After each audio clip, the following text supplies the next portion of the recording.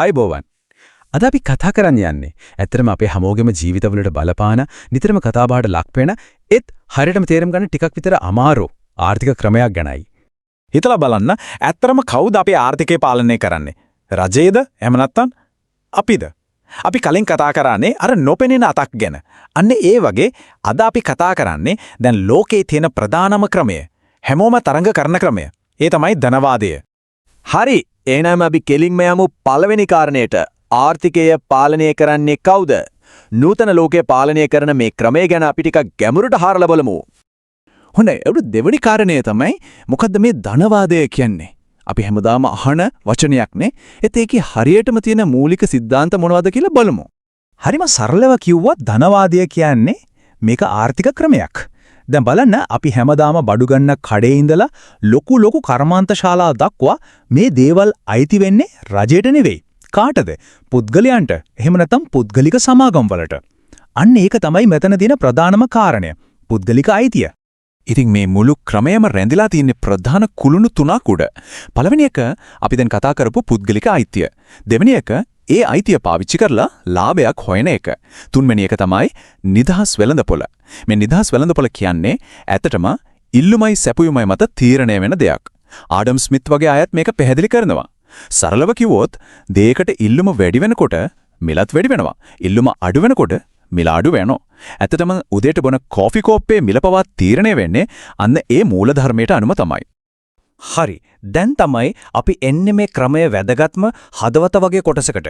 ඒ තමයි තරංගකාරීත්වය. ඇත්තටම ධනවාදයේ එන්ජින් කියන්නේත් මේකට තමයි. මේක තේරුම් ගන්න අපි බලමු හරිම සරල අපේ ජීවිතේටම සම්බන්ධ උදාහරණයක්. හිතන්නකෝ මෙහෙම. කෙනෙක් අලුත්ම ඇප් එකක් හදනවා. හරිම හොඳයි. එයා ඒක වෙළඳපොළට දාලා හොඳ ලාභයක් ලබනවා. හැබැයි ටික දවසකින් තව කෙනෙක් එනවා ඊටත් වඩා සුපිරි ඇප් එකක් හදගෙන. එතකොට මොකද වෙන්නේ? මිනිස්සු ටික අර අලුත් හොඳ ඇප් එක පැත්තට යනවා. දැන් අර පළවෙනියට ඇප් එක හදපු කෙනාට මොකද වෙන්නේ? එයාටත් සිද්ධ වෙනවා තමන්ගේ ඇප් එක තවත් දියුණු කරන්න. එහෙමනකොලොත් එයාට වෙළඳපොළෙන් අයින් වෙන්නම වෙනවා. අන්න ඒක තමයි කතාව. මේ තරංගකාරීත්වය තමයි ධනවාදයේ එන්ජින. මේ තරංගය නිසා තමයි නිතරම අලුත් දේවල්, අලුත් තාක්ෂණයන් හැදෙන්නේ. මේක තමයි මෙතන තියෙන වැදගත්ම දේ. හරි.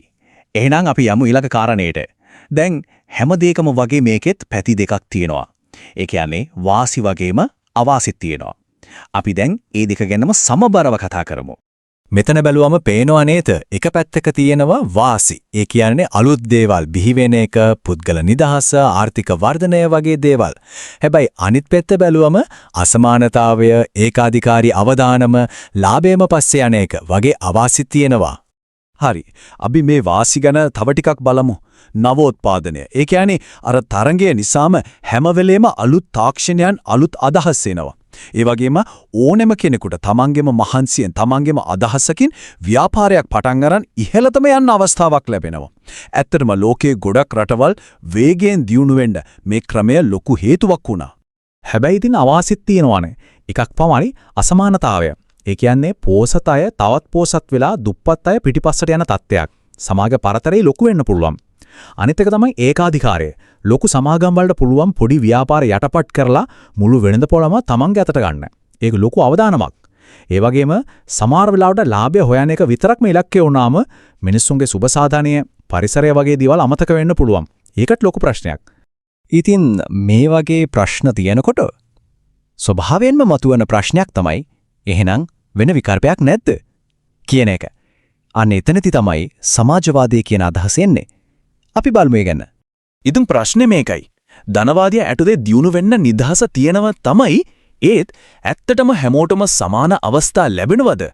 අනේ ප්‍රශ්නේ නිසා තමයි මේ දුප්පත් පොහොසත් පරතරය වැඩි වෙන එක දිහා බලාගෙන ඉඳලා සමහරව හිතන්න ගත්තා නෑ මේක වැරදි.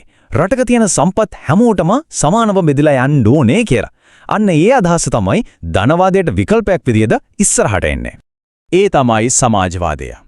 දැන් ප්‍රශ්නේ තියෙන්නේ ධනවාදයට සම්පූර්ණයෙන්ම වගේ විරුද්ධ මේ සමාජවාදයෙන් ඇත්තටම සමානාත්මකතාවය ඇති කරන්න පුළුවන්ද?